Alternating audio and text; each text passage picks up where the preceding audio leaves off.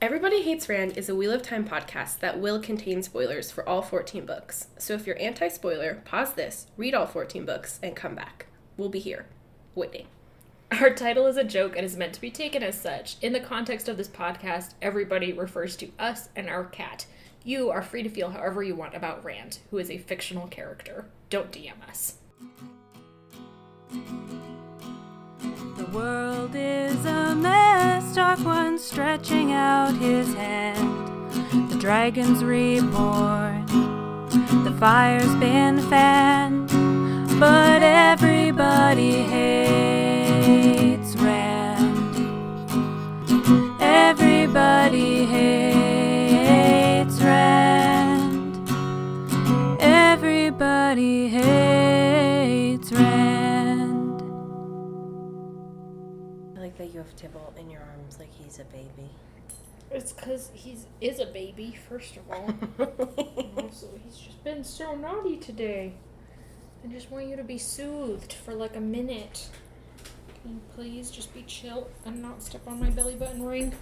Because it hurts when you do that. He could not do that. He's the devil. I'm very extremely sleepy. Okay. Anything we can do to help with? I'm just so tired. We did just watch a very entertaining Yu-Gi-Oh episode. I don't really know who any of the characters were, but Joey won because he trusted in friendship and the heart of the cards, as I think is the theme of all of Yu-Gi-Oh. So there you go. Episode 6. They're already covering all that ground. I'm just very tired because I've been working too much. Yeah, you've worked 10 days in a row now? Yes, 10 days. And I'm physically at a breaking point. Yeah, I Like believe yesterday, if we recorded yesterday, I would have been really funny because I was laughing hysterically the entire day. We were in a meeting and they asked me to say something and I just started laughing. Yeah, makes sense. Hysterically. Tracks. And everyone was like, what is wrong with her? And you were like, well, it's because you've done this to me. Who hurt you? You. 'Twas you. Hurt me. Who hurt I. Yeah. So, anyway, I'm alive, mostly. It's what matters in the cosmic equation. Does it? Yeah. Is our life what matters in the cosmic equation, or our I death? can't go down this road with you. What's the more significant event? This is a conversation Living for or dying? Randall Thor. Or You something wanna- like that. I don't want to talk to him. Yeah, but he would want to talk to you about this. And I would punch him in the Bullshit. penis. Oh. Just- You'd have? Never mind, I'm not going to make small dick jokes. That's rude. I was gonna say that I'd probably be like the night right height for it. Yeah, you are about, yeah. Because he tall. He's very tall. It's his one thing about him that everyone knows. He's not as tall as Gaul, though. Not as tall as Gaul, as everyone says. Hey, have you seen the Dragon Reborn? He's not as tall as Gaul, but still pretty tall. That's what all the ALors say. Yeah, it's not as tall as Gaul, but he's still Have you pretty seen tall. our, like, Jesus figure? He's pretty tall. Not as tall as Gaul, which, as we know in our community, is how we judge No, power. judge power and sex appeal. Yeah, it all comes back to Gaul as the judgment. Gaul is the mold from which all other men should be built, but tragically are not. I know. Why are tall men so hot? I don't know. I wonder why they didn't commit to having Matt be a small boy. Yeah. It kind of frustrates me a little bit. Yeah, I wish he was like 5'6". Yeah, just be like a 5'5". little wiry boy. 5 foot even. Oh, horrifying. Just As tall as Moiraine. yeah, baby. He's A baby. A baby. I just like tall boys so much. I know you do. I don't get it. What's going on? Explain my brain to me. I can't. Animal brain sees tall boy and is like, would make tall babies. But a tall baby sounds terrifying. Imagine your tall baby. Your caveman brain doesn't know that. Your caveman brain expects to die at the age of 23. Well, I mean, Of food poisoning. yikes. I'm just saying, all the ways we used to die in the past are terrible. Like measles. Oh, wait. Vaccinate your America. kids. Yeah, fucking dipshits. Ugh. And commit vigilante justice in Alabama. Yeah, kill all Alabama lawmakers Yeah. who voted for that shitty bill. Here we are today. It's Everybody Hates Rand. Your friendly neighborhood Wheel of Time podcast. It wasn't necessarily that I was pausing for you, or it was that I literally forgot what comes next. Okay. But I'm glad you filled in the gaps. Always there to pick you up when you fall. Or if I should keep the full length of that gap in there. It's pretty funny. I'm Emily Jushaw. And I am Sally Goodger. Thank God she didn't say the other one. I thought about I would it. have had to punch her, killing her instantly. God, if only. Because her HP is at like -2 already. Yeah, she ain't got no hit points. My Ain't life got no points hit- are at 5. Damn. Life points are what they call it in Yu-Gi-Oh. Oh, I'm sorry. We'll only use Yu-Gi-Oh terminology from now Okay, on. that's correct. Obviously. I was not to again always talk about my coworker, but my coworker who watches Yu-Gi-Oh was like, "You gonna watch some Yu-Gi-Oh?" And I was like, "Yeah." And our other coworker was like, "Oh, are you gonna be on that podcast again?" And I was like, "No, I just really like it." No, it's for pleasure. I've been indoctrinated by the Yu-Gi-Oh cult. Yeah. So anyway, Can't catch me, Sarah McClintock. I I'm love stuck in supernatural hell. I'm sorry. she watched this episode with me. I did. I'll watch it if it's on. She didn't flinch when I said that Yugi's grandpa had been kidnapped by a videotape, though. So It just sort of felt like it felt like on theme. It was immediately before I learned that they were basically on the island from the most dangerous Yeah, game, that's like true. stranded, just walking around finding foes to defeat. yeah, it's like Pokemon. Like, what? In the game Pokemon, you just kind of like wander around and fight people. Oh, I thought you like Pokemon was on an island, and I was like, is that like the plot twist at the end that they're all just like on an island and everyone they're like it's like what's that movie, the one with Jim Carrey? The Truman Show? Yeah, it's like the Truman Show, and at the end they find out that they've just been there for the rest of the world's entertainment the whole time. That'd be pretty brutal. Pretty horrifying. I don't think that's the plot But of Pikachu Pokemon. would still be cute as hell. He's a pretty cute baby. I really want to see Detective Pikachu, but have no time. Well, I have time, but I want to see it with Sally. Yeah, I'm about to say somebody is talking real big game for someone who didn't work today. Okay. Did work a lot last week, though. Hello. Guess who also hasn't been working? Perrin. Get a job, Perrin. Pay rent. Pay rent. You're such a... Yep. Sick burn. That Better was get a some good aloe vera for that insult one. from me. Put it in to cold you. water before it blisters. What happened, Emily? I didn't read the chapters again. Woo! Well, I'm on a winning streak. what happened was it picked up directly where we left off, which is a bunch of dead white cloaks in the middle of the Nice. street, Nice, and nice. Lan being like, well, I guess we have to leave town now, you fuck up. Mm-hmm. And Perrin being like, yep, that tracks, because I do... Like, how does Perrin not have tons of blood on him? Right? He talks about how he's just like... And then he just, like, runs up... Like, Lan goes off to get Moiraine, and Perrin goes up and, like, to talk to Loyal, and then he's like, and then I just go grab my stuff because I haven't even unpacked. Because remember, I was just sitting in that room thinking. For like 12 hours. He's like, I don't even have to do anything. I'm just ready to go. And I'm like, you literally just use an axe to kill people. And I don't know much about blood splatters. I'm not one of those fake forensic scientists from the 90s who claimed that blood splatters was like an actual science. It's not. Oh, that's interesting. Yeah, so a lot of cases had to get thrown out because people were proven guilty based on blood splatter evidence, which isn't actually a thing. Fun fact that I've learned from podcasts. Anyway, you'd think he would be covered in blood. Like, what the fuck is he doing not covered in blood?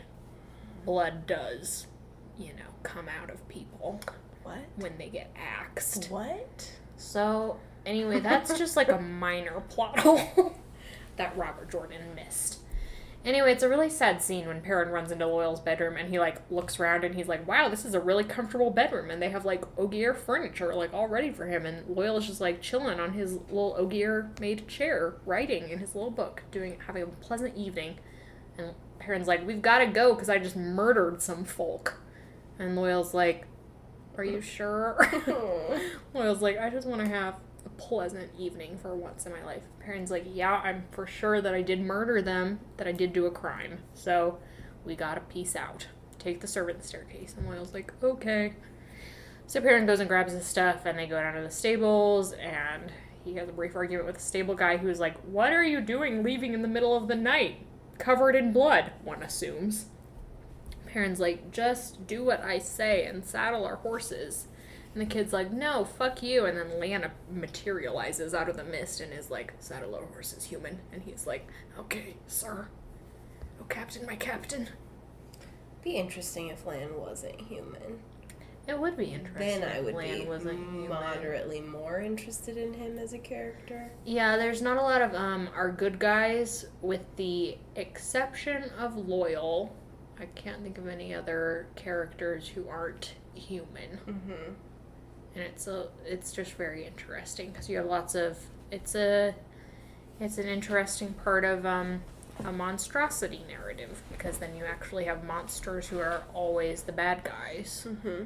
And Ogier, who are sometimes confused for monsters. People are like, "Oh, that's Trollocs," but no, they're not. They're just gentle, like, ant creatures with big ears. But so you have these humans who are like increasingly like stretching the boundaries of human limits, like doing stuff that shouldn't be possible for humans, but they still look like humans. Therefore, I don't know where this path is leading. It's just an interesting thing that... No, there's a lot of interesting things that happens in Wheel of Time, R.E. monstrosity, and the way that that's connected to good and evil and the body and et cetera, et cetera. I don't know if Perrin doing murders is the best chapter to talk about that, but it is interesting. Yeah, I mean, it's just like typically in high fantasy, you get a lot of different species. Yeah. And they're not necessarily, like, the species are all on the bad side of things. You have, like, elves and dwarves are the, like, usual top contenders. But you get stuff like that of, like, here are different archetypes of humanity, I guess. Like, different types of people that we've made otherworldly in some way. And that's just, like, not a thing in Wheel of Time, so it's kind of interesting. Yeah. We'll talk about that in the future sometime, I guess. Yeah, it would be... I don't know what Lan would be, what fucking happens then. Anyway, they saddle their horses and they just, like, kind of take off to get on the ferry that will take them out of town. They were gonna, like, stop and do recon and figure out whether Rand is taking the river or, like, traveling by land, but I guess they're like, oh, well, Perrin did a bunch of murders, so now we definitely have to go by sea. One if by land, exactly. two if by sea. Loyal, by the way, on their way is like, isn't this kind of fun? Like, it's like old times, just sneaking off in the middle of the night on the run for our lives. And Perrin's like, what the fuck happened to you? Yeah. What's wrong with you? And Loyal's just like, well, I just feel like I should enjoy it if I'm going to be documenting it. Perrin's like, okay, you lunatic. Loyal is so pure. I know, just let Loyal enjoy his weird adventuring. Yeah, he just wants to be an adventure lad. He just wants to be, he is, like, not an adventure lad, and he knows it, but he wants to be, because he feels like he needs to be. In order to be a good writer. Because everyone always gives you that advice, like, you gotta live in order to write. Write what you know. And it's like, okay, yeah, Loyal definitely is writing what he knows. He knows about Perrin doing murders and forcing them to flee in the middle of the night. It's happened to him like 6 times. Jesus. Perrin does a lot of murders. Perrin does a lot of murders. Oh, no. This is a very murder-heavy couple of chapters with Matt and Perrin just killing people. Let's do murders. You would think these boys would be covered in blood a lot more frequently. I know. I'm like, I was about to say I'm willing to buy Matt not being covered in blood, but I guess he is bashing people over the head sometimes, and that would get some... The head bleeds some a blood, lot. Yeah. I would know. I've hit myself in the face with a car door before. Of course, that's how she would know. How I got this scar. This is so troubling. I wasn't drunk. I was 16. That doesn't mean that I couldn't have been drunk, because... It's just... when you're comparing, like, states of being, drunk is about equal to being 16 in terms of decision-making and general probably true. Clumsiness. Well, yeah. I'm just kind capacity of like to that. Embarrass oneself. I'm just a fool. Being 16 sucked. I'm just a fool. My life is a nightmare. Oh, that didn't go in the direction I thought it was going Where to did go. you think it was going to go? I don't know, I had a song on the tip of my tongue that I thought was what you were singing, but then it turned into I'm just a kid and life is a nightmare. I am just a kid and life is a nightmare. I thought I was going to go in a Bohemian Rhapsody, because it kind of sounded like, I'm just a poor boy. No, nobody does love me. That's not true. Only Emily. Yep, I'm right here. How dare you, I'm right here. And maybe Tybalt, who's to say? It's just He's behind the blinds in his rear tank top. windowing it. Yep. He's gonna witness a murder one day and try and communicate it to us. But Oh my god, is that the plot of the That's not the plot of Rear Window. well, there's not a cat, but a dude does witness a murder. Yeah, but like, what if the plot of the movie was that the cat witnessed a murder and it was like humans? It's like Dr. Dolittle meets Yeah. Rear Window. It's like, I saw a murder! And so it's the cat doing all this crazy stuff, like knocking knives out of the drawer and stuff, trying to be like, And they're like, our cat's a psychopath. or like, yeah, like, spelling out murder on yeah, in the on kibble. Maybe Tip Kibble. Aww. Oh. Maybe he's trying to tell us about murder that he saw. Do you think murder would even really register on a cat brain as being like a bad thing? They'd just be like, oh, that was confusing and weird. Or if they were like, good, establish your dominance. Yeah, good. I like to think that Tybalt, at his heart, is a good boy. Who would Yeah, I be just like, don't know if he like has a human sense of like, okay, bad, Emily. like would he see a murder and think, oh, that's just a fun game? Okay, but in this fiction that I'm spinning, in which a cat He- could spell murder in kibble, like, of course In he English. would register that murder is Okay, not but good. if you were filming this thing where you're like having the cat spell out murder, you'd have the cat spell out murder like from the cat's point of view, and then it like switches to the human's point of view, and it's just like a mess. Because cats don't speak English. So it's like in cat language. Yeah, cat's like, this means murder. And the human is like, God damn it. It's like, what are you doing? It's like, why won't you understand me? This is somehow going to tie into the title of this episode. I just haven't figured out how yet. Okay. So they get on this I ferry. feel like my eyeballs are gonna fall out of my head. You just gotta keep it together for another 20 minutes, my dude. Okay, I'm gonna close my eyes and then they can't. Yeah, just listen to the word picture that I'm Okay, painting. paint me a word picture. Parents covered in blood. Yeah, so they get on this ferry in the dead of night. I don't know why the ferry's still running, although I guess it's not really the dead of night. People were, like, still in the tavern, like, exchanging stories with those two. So like 11 p.m. Yeah, midnight. so, like, circa 10:30 p.m. Oh, okay. This is, like, That's the last early. ferry of the night. It's not early in medieval times when everyone just went to bed when the sun was down, because, you know, all we have is candles, and candles are expensive. Although, wait, do they have electricity? They never talk about a lack of light. Yeah, that's true. But they also Nothing's never ever dim. talk about electricity. Yeah, I just sometimes it feels like there's electricity in the White Tower. Yeah. The White Tower has always had a very fluorescent vibe to me. A little bit like a hospital. Yeah. I never made you watch the Mary the Night video. Oh boy. A hospital ties into that I'll pretty put that heavily. one on the to-do list. Okay, well, if you don't want to share my interests, that's fine. I do want to share your interests. That's why I watched the Judas music video. Okay, but that changes lives. I was deeply confused by it, but it was very interesting and cinematic. The guy from The Walking Dead is in it. Yeah. He plays Judas. Do remember that. Or does he play Jesus? Pretty sure he plays I Judas. feel like it was Judas. So they're on this goddamn ferry. Right. And it's like pulling away from the docks, and then, just then, like Matt Cathon before her, Fail just like jumps onto the boat. And is like, hello, I'm here. The guy's like, why you can't just jump on my fucking boat? She's like, yes I can, and I will pay for as long as that guy's going. And points to Perrin, and Perrin's like, okay, well that's not suspicious at all. And then they bargain, and then she like directly comes up to talk to him, and it's a very like it's cringy to even talk about it because it's like the most deeply immature conversation two characters have ever had. Mm-hmm. Where he's just like, what the fuck are you doing? Why are you following me? Why are you out to get us? And she's like, okay, well, listen to me. I'm not an idiot. I know that that's an Aes Sedai, and I know that's her warder, and that's an Ogier. I just don't know what you are, so that's why I was staring at you. Not because I think you're hot. Yeah, not because I'm Perrin's like, okay, that makes sense. Never had anyone think I'm hot before, so. Which is a lie. Which is a lie. Perrin just has low self-esteem. Oh, baby. I know.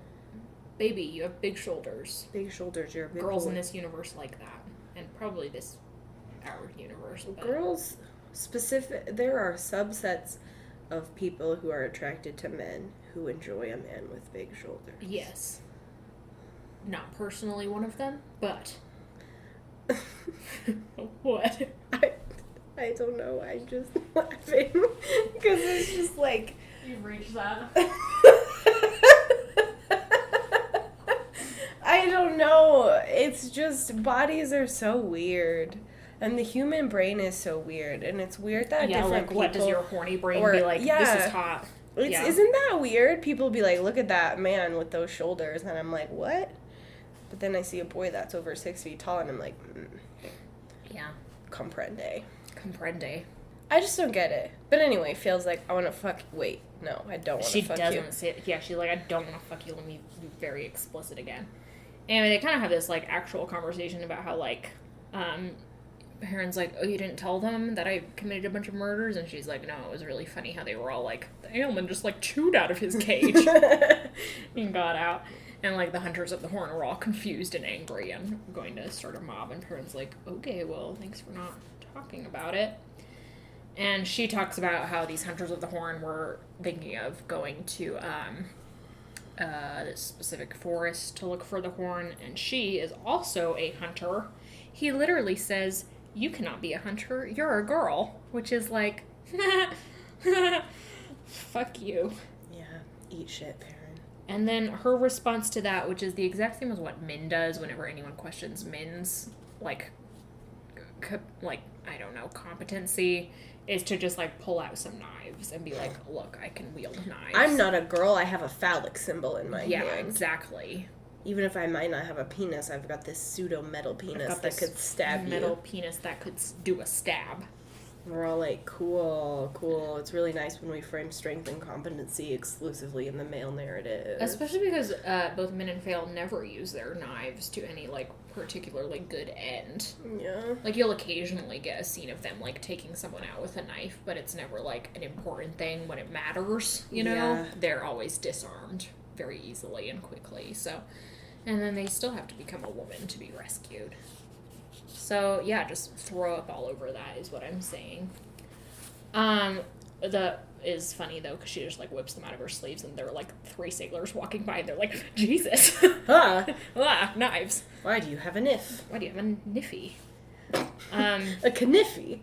Anyway, she's like, yeah, I'm hunting the horn, and I have an idea of where it is. And he's like, great, what's your idea? And she's like, I think it's in, like, Manatharan. And he's like, have you heard of Manatharan? And he's like, yeah, I've heard of Manatharan. And then she, like, explains part of her idea to him. And he's like, that was mansplaining. And I'm like, what are you fucking... Why does she think it's in Manatharan? Her whole thing is that, like, there are all these stories of it being bad luck to enter the mountains, and then there are all these also, like, forgotten cities. So I guess if you take, like, an Indiana Jones, like, mindset to it, then, yeah, that's, like, a reasonable place for it to be. Yeah, it's not, like, a bad idea. It's not any worse than these fellas who are like, we're gonna go to this specific forest, because we've also heard weird stories about it. Mm-hmm. You know, it's just, like, your typical adventuring types. On a rumor. Yeah. But Perrin just feels super, like, what's the word? He feels like she's making fun of him. He feels super insecure, like, the entire time in this conversation. Emasculated? Yeah, he just, like, doesn't know. He's like, oh, she's treating me like I'm an idiot. And it's like, I was like, okay, and, like, reread the chapter, and I'm like, only a man who's used to doing the talking and the explaining would think that this explanation was in any way, like, condescending. She's just telling him, here's what I think. So that's dumb, but then she has her share of immaturity when she's like,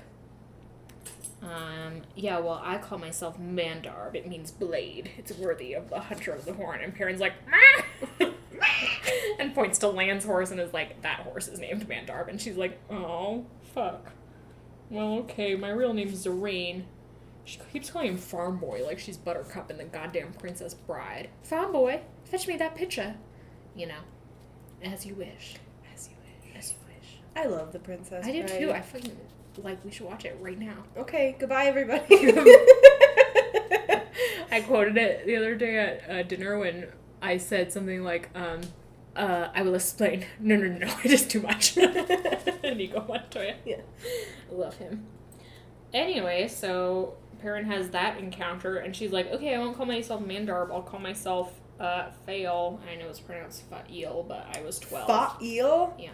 That's not a name. There's no apostrophe in that shit. I'm just saying, like, Fael, otherwise her name is literally Fail. Like, I mean, she is a failure, don't get me wrong. She married Perrin, but...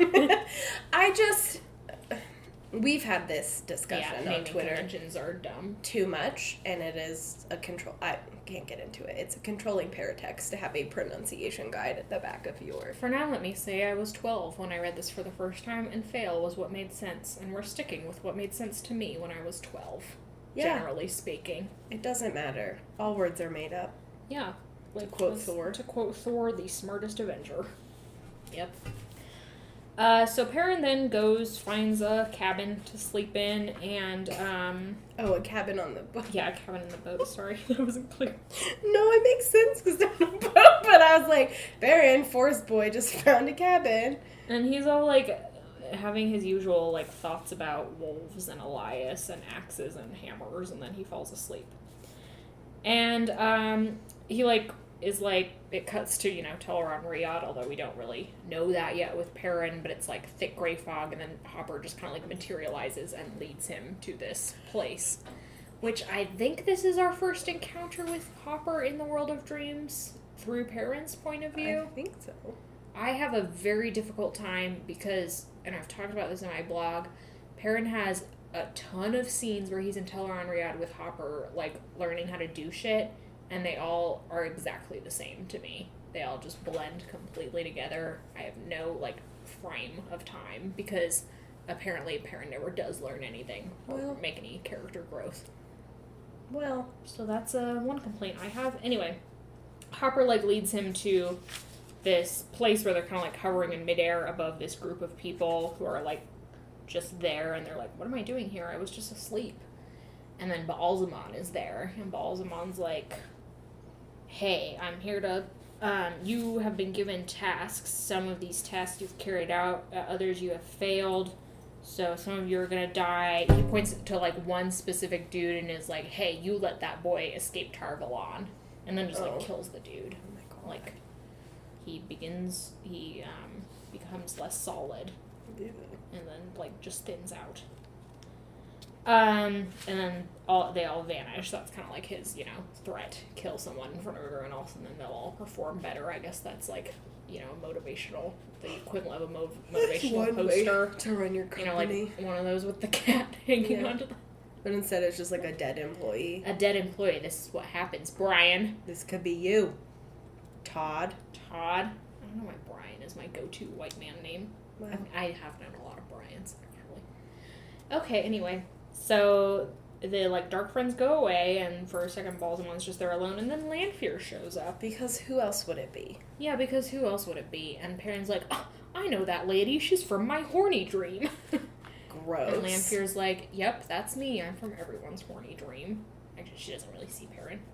But that's what she's thinking constantly. Yeah, she's just, like, constantly, like, carry yourself the way a sex dream would, I guess.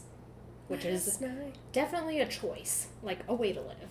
That is a way to live. That's internalized misogyny, baby. That's that way to live. Anyway, she's like, you are just, like, hanging around in my domain. And he's like, okay, don't be insubordinate. And she's like, I'm not being insubordinate. I'm just saying, World of Dreams, that's my shit. And he's like, what the fuck? Okay, you weirdo. They just have this dumb conversation where she's like, jealousy! You can't control the Dragon Reborn. I can with my tits. Who's she talking to? Baalzamon. Okay. Yeah, they're just chatting about the usual Forsaken bullshit. Who's gonna be in... Well, it's kind of like Baalzamon's clearly on top in this encounter. Gross. In terms of, like, he's speaking more for the Dark... I don't know, it's hard to interpret because we're still in that weird gray zone of all our characters thinking Baalzamon is the actual Dark One. Yeah. Which is, as I've said before, dumb. But they kind of vanish, and then Perrin and Hopper go away, and Perrin's like, hey, Hopper, what's up? What was all that about? And Hopper's like, I don't know, I just felt like you should see it. Because, I don't know, you're a major plot point, right? I feel like that was a major plot point. I've got a sense for these things. It's my wolf sense. It's my wolf sense. It was tingling. I was like, this is a story. And Perrin's like, well, was it real? And Hopper's like, I'm a wolf and I do not understand this question. And then Perrin's like, how are you here? And Hopper's like, I'm a dang wolf, son. We all here. All the wolves ever are here. Mm-hmm. And then he, like, leaps away and goes flying through the air, which is what he always wanted, which is kind of sweet. And he goes flying away, really? Yeah, he just, like, flies. Oh, that's amazing! Because he's always like Hopper, because he's always trying to fly. So he just, like, zooms off. He just, like, super dog. Zooms off. Oh, I'm so happy for him. I know, he does a lot of... He's Perrin's, like, weird Teleron Riyadh mentor. I can't stop laughing. And it's hilarious, because Perrin's always like, how do I do this? And Hopper's like, just like, blank eyes, wolf brain does not compute. Yeah. Like, what are you talking about? And then he just flies. And then he just flies away. Yeah, I love Hopper. He's my dream mentor. Literally, in this case. I'm a wolf. I do not understand. Yeah, and Perrin gets all choked up about it, and then is like, I'll be crying like a girl next. And I'm like, calm yourself. Crying is not bad. Or crying an is attack the on your masculinity. Best. Yeah, I love crying. Yeah, have you cried in a sad movie? It's very cathartic. You cried at work 3 times on Monday? Because I sure did. Then Perrin kind of like sees Rand, and it's kind of like, it's, again, as we've said already with all of Rand's scenes, it's hard to tell what's real and what is symbolic. There's like a line of like, there's like a circle of Myrddraal and Dark Friends and Dark Hounds like facing him, and he's just like picking them off one by one. Mm-hmm.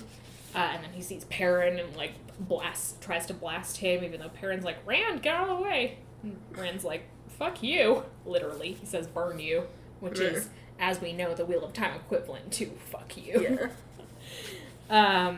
And just like blasts Perrin. And Perrin wakes up and actually has like a little burn scar, because he was in Teleron Riyadh. Where's his burn scar? On his face. On his chest. It's just a little one. Yeah. A spot no bigger than a silver penny. So I imagine it's like his third nipple now.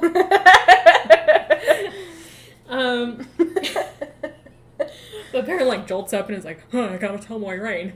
But then it's like 3 a.m. so he goes back to sleep. Mm-hmm. And then a few hours later wakes up and is like, I really should tell Moiraine. That seemed like a big deal. Mm-hmm. So he goes in, finds her. She's fully dressed this time. Thank God.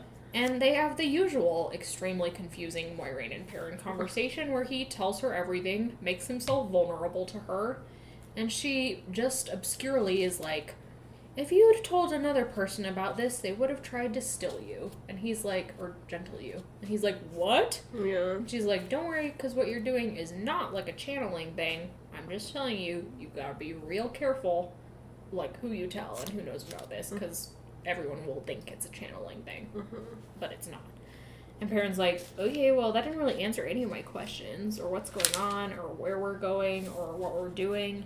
And she's like, you never ask the right questions, so I'm not ever going to answer them. And it's like this weird, dumb riddle game. One-sided. Mm-hmm. And I'm like, Moiraine, this is why no one trusts you, because you aren't just, like, emotionally open with people. Not just emotionally, like, just open, generally. Yeah, just telling people the dang truth. But you know what's great about Gandalf, besides the fact that he's sexy and everything? Obviously. Is that he does have very, like, deeply emotional moments with people. Like, that's what makes him a good mentor, is he is willing to... be like, vulnerable with people and tell people what he's thinking. And it's, like, much more charming if a mentor says what they're thinking and it doesn't really make sense to the, like, to the point of view character, the listener, whoever. But, like, the mentor is still, like, trying. Because it might make sense to the reader. Right now, what Moiraine is doing is just saying words that make no sense to anyone. Mm-hmm. For the sake of keeping the plot hidden. Yeah, and it's just, like, it's stupid. Like, there's so much plot going on that it's, like, okay to show us a few plot points, you know? Yeah. Like, me knowing what's going on with Perrin and Rand over here isn't going to, like, help me know what's going on with Matt. Yeah. Or Edwene. Like, shit's still going on with them. Mm-hmm. So just, like, calm down a little bit. Mentors don't have to be mysterious. Mysterio. Jake Gyllenhaal. Anyway. We should watch Brokeback Mountain. We should. I've never seen it. Me neither. What the heck? I Can't Quit You is all that I know. Is it I Can't Quit You or I'm not quitting you. I'm pretty sure it's I can't quit you. Oh, that is sad. Isn't it kind of tender, It's a sad though? line. Poor Heath Ledger. Rest in peace, Boo Bear. Yeah, a little cutie from A Knight's Tale, my other favorite movie. I've never seen that one. Oh, he's very hot in it. I think, is that the one where you see his butt? No, you see Paul Bettany's butt, because Oh, you that's see right. Paul Bettany's butt in literally everything. Paul It's Bettany's like, have you seen my butt recently? yeah, Paul Bettany literally, when he signs a contract, is like, my butt needs to be seen in this movie. And everyone's like, It's a fine butt, I guess, but, like, no big deal. yeah, it's just a butt. It's not like... It's not like... I'm trying to think of a good butt that's been on TV, and I, like, flashed through the Game of Thrones butts, and I was like, I don't really think Jon Snow's butt was that big of a deal. No, it wasn't. It wasn't a great butt. I haven't really seen a lot of man butts that are, like, because everyone's a coward. truly astounding. Yeah. Or just in general. Yeah. I don't know. Yeah, now I'm trying to think of a butt that's been on TV or film that I've been like, damn, that's an ass. I'm gonna Google it. I feel like there's at least one. There's gotta be one. There's gotta be one that I was like, ooh! Damn, that's a good booty. But That's I a can't think of good it off the top booty. of my I'm gonna head. take a bite out of that. Ooh, sexy. Oh, and Perrin's still chatting with Moiraine, and he's like, oh, by the way, does the name, like, Zareen mean anything to you? He's like, because he had this weird conversation with Fail, where he was like, what's your name? And she was like, Zareen, but it doesn't mean anything, you know? Yeah. So Perrin's like, okay, I don't know what that was. So to Moiraine, he's like, what does the name Zareen mean? Like, if you had a daughter named Zareen, what would that indicate about her? And she's like, Zareen's basically like naming your daughter Brittany. It's just gonna be like a debutante, like, girl who's hanging out on couches being fed sweetmeats for her entire life. Brittany. Or something like that. So she's gonna be a heartbreaker. So if there's a girl named Zareen who's into you, Perrin, you should watch out. And Perrin's like, okay, that was suitably creepy. Anyway, Like a names, meanings of names aren't really a thing, generally speaking. Most people have names and they don't really mean a lot. Some people do, though. 'Cause some people get to choose their own names, and that's super cool. I know, isn't that awesome? That's awesome. There was this really interesting episode of Query where they talked about that. Oh, yeah? Yeah, and a trans woman talked about the person that she named her, or a trans person. I can't remember actually if it was a man or a woman. I apologize. Talked about the person that they named themselves after and like what it that's so meant neat. to like be able to choose that and like Yeah. the legacy you're setting up for yourself. It was really interesting. I never thought about that before. I know, because most of us are born and we just have a name and we don't even, like, consider changing it. It's Yeah. just, like, the name you're stuck with. But a few people throughout their lives have the opportunity or choose to change their name, and that's really interesting. And I wish something interesting was going on here with Fail, where she's choosing to reject the name Zareen and take on Fail, because it's more, like, suited to her personality, but unfortunately it's framed in such an immature light Yeah. that it just kind of seems like someone being like, I don't like my name, I'm gonna name myself something more badass. Knife. Yeah, I'm gonna name myself Knife, literally. So just a little side commentary there. Then we flash to Rand, who's in one of his manic states, while some people come up and are like, hey, can we share your fire? And he's like, oh, for sure. And then he, like, beheads all of them. Yeah, which is like Gross. something. Including a woman, which doesn't matter now, but will to him later when he's really intent on flagellating himself over it. Yeah, and I think that one is one of the strongest instances of, like, Emily's PC battery is running low. Of it being, like, a liminal sort of thing where we don't really know what's real and what's fake. Because, like, it seems like a pretty extreme thing for a character, especially your main character, to do, is just, like, behead a bunch of people. Like, that's pretty wild for a main character to do. So, like, if Rand, like, there's part of you that is inclined to believe that it's not real because that's the most dramatic thing he's done is kill people versus killing monsters. But then there's also, like, the book has been leading you up to that point, more or less, by everything getting really, like, dangerous for Rand, so. Yeah, and it's, like, one of those things where, along with everything that happens in The Dragon Reborn, he doesn't, like, remember it very clearly. Yeah. Like, he makes a couple references to this moment wherein he's, you know, whining about how hard it is to kill women. And is like, yeah, there was this lady I, like, beheaded in the forest when I was having my post-Vietnam moment. Mm-hmm. And it's like, okay, but was that real? Because he has this also deeply creepy moment where he just, like, uses channeling to, like, manipulate their bodies so that they're, like, kneeling to him. Yeah. And it's like, okay, homie, like, we're exiting, like, familiar territory here and entering something deeply disturbing. Yeah. Yeah, and it's like, we've never, up to this point, haven't seen anybody use channeling to, like, manipulate bodies. Yeah, like, that's horrifying. blood-bending, weird stuff going on here. So it is, like, yeah, this really weird, you have no idea really what's real and what isn't, and, like, it's never settled throughout the story. I don't think, at least not to where I am. And that effect of it, you being unsure whether it's real or whether it's not real, is what Sven Todorov deems the fantastic in his fantasy theory. Like, his theory of the fantastic is that, like, the fantastic is an effect on the reader where you're not sure what is real or what isn't, and it puts you in this, like, weird space, but once you fall one way or the other, then it stops being fantastic. I just think it's like all of these little scenes with Rand come immediately after another character has interacted with him through Teleron Riyadh, usually. Yeah. And I think we've had another one with Perrin, and then that one with Edwene. I think we had another one recently right after Matt's stuff, and that wasn't prompted by an interaction with Matt, but they're usually after these scenes wherein he's seen one of his friends, and then it cuts to him being like, was that real or was it not? And after this, he's like, I'm pretty sure that really was Perrin, and that I hurt him, and so I have to be careful about, like, you know, how trigger happy I am. But then it's just this moment where these people write it up, and he's like, insta-kill. Yeah.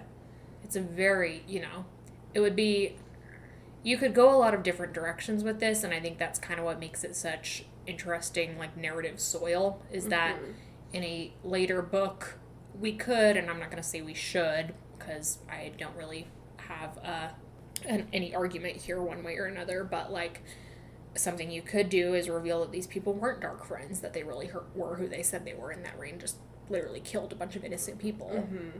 Or you could reveal that they were dark friends and that therefore his paranoia was justified, which is also troubling. Yeah. So, I don't know. I really like that it's unclear. Yeah. I think it's interesting. I just really like that term, narrative soil. You're so smart.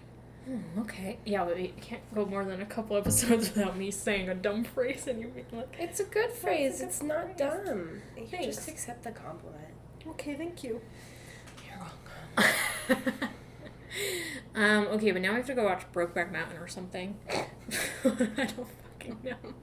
If we watch Brokeback Mountain on a Wednesday night, that'd be so funny. It would be pretty funny. I don't even know if it's on any streaming services. Damn it. If it's not, I'm gonna find out. Find the last open Blockbuster in Seattle and have them drone it to me.